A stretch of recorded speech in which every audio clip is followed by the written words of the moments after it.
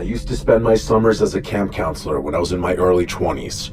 I got in a lot of trouble when I was younger, and a big reason was that I didn't have any positive role models growing up. So being able to spend my summers out in nature and be a role model to kids was such a rewarding experience and helped me to eventually turn my own life around. However, not every experience was a pleasant one. This specific story happened back in the summer of 2019. At that time, I had already worked at the camp as a counselor for 5 years. Each counselor was given a group of kids, and you were basically responsible for that group, almost like a teacher with a classroom. The summer camp I was at was not like a lot of summer camps that you'd see in movies or TV.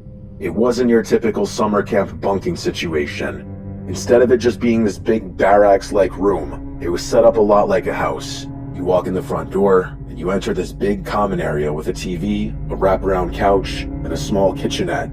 The common room had a hallway that led to 3 bedrooms. Each room had 4 beds, so I was responsible for 12 campers. My room was on the other side of the common room. The living situation was designed like this to basically give the teens a taste of what it may be like to live in dorms when they go away to college in a few years. One morning, one of the campers came to me and told me that he kept hearing someone walking around all night, and it was keeping him awake. I told him that it was probably one of the other campers using the bathroom, but he didn't think so. He said that he's heard the footsteps for 2 nights now, and when he does, he can hear them all night. I told him I would look into it, and it was nothing to worry about. I honestly assumed it was most likely one of the other campers messing around with the kid. That night, when everyone was in the common room before lights out, I made an announcement to all my campers. I reminded them that once it's lights out, that means everyone is required to stay in bed unless they have to use the bathroom. Most of the campers looked at me with that oblivious look in their eyes, but all shook their heads in agreement. Right before 1 in the morning, I heard several of my campers screaming. I jumped out of bed and ran to their room. When I turned on the light, the 4 teenagers in that room looked like they had seen a ghost. One of them was even in tears. When I asked what happened, one of the kids just pointed to the doorway. The one who came to me earlier about the footsteps finally spoke up. He said he saw a figure standing by the closet door. He thought he was going crazy, so he tried to ignore the figure and go back to sleep, but he couldn't. He said he could hear the sound of heavy breathing. It was too dark in there to see for sure if it was actually a person. It just looked like a shadow obstructing the closet doorway. Instead of freaking out, he woke up his roommates. They also saw the figure, but they didn't know what it was. Apparently, the camper who was in tears was convinced it was one of the other campers from the other room playing a joke on them. He decided to get out of bed and approach the shadowy figure, and when he did, the figure ran out of the room and slammed the door behind it. That's what caused them all to scream. When I asked one camper who tried to approach him if he got a good look at the figure, he said no. But whatever or whoever it was tall, really tall. That's when he knew it wasn't one of the other campers. I still wasn't convinced a random shadowy figure was just standing in their room. I told them to stay in their beds and I'd look around and make sure nobody was there. Due to all the commotion, the other 2 rooms were awake and were asking what was going on, and I told them to just stay in their rooms. I was convinced that it had to be another camper, maybe even one from another dorm. I believed that they thought they saw something, especially because I could see the fear in that one kid's eyes. I just didn't think it was anything to get worked up about. I searched the house, and I didn't see anybody, or even any evidence that anybody had broken in. The door was still locked, and there wasn't even any mud or grass tracked in from outside.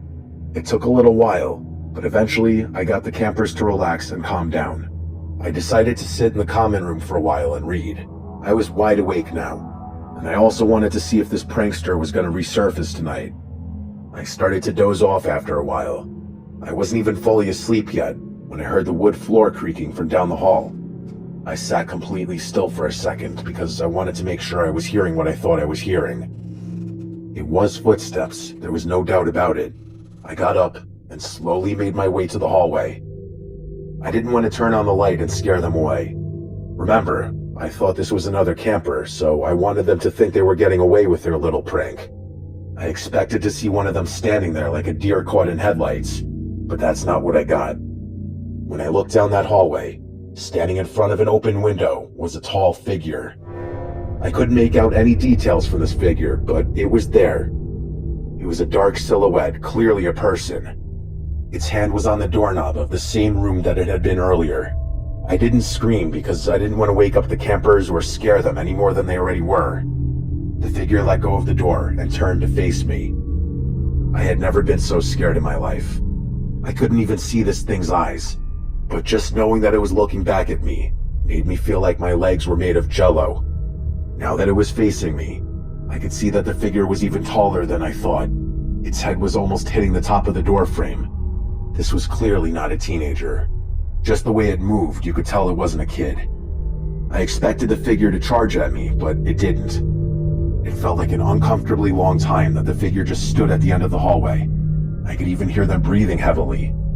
Then, with a strangely erratic movement, it stepped out of the open window and it disappeared into the darkness. Then I called the man in charge of the camp and told him he had to call the police, which he did as soon as we got off the phone. Some of the other counselors who weren't responsible for staying with the kids searched the surrounding woods, but didn't find any sign of another person. When the police came, I told them everything I could, but because the information I had was so vague, they couldn't do anything. It's not like the cops can go off a description that says they looked like a tall shadow. I felt like we should have canceled the rest of camp, but the kids and their parents decided it was safe, and we continued with the rest of summer camp. The family that operated the summer camp hired some off-duty cops to sit around the camp and basically be security. We checked every door and window throughout the entire property to make sure everything was locked. It was shocking to me that just about every window at the camp was unlocked. The first thing I did when I got home was make sure my windows at home were locked. I know that this story could have been much worse for the kids or me, and honestly, we're lucky that physically we left this unharmed. Seeing that figure messed me up. I can't imagine how those poor kids felt or even still feel. 2019 was not that long ago. The worst part of all this is the not knowing. We never got any answers. I have no clue where the shadowy figure came from. I have no clue what they wanted. And potentially most disturbing, I have no idea why they were only messing around with that one specific room. It's the not knowing that will keep me up for the rest of my life.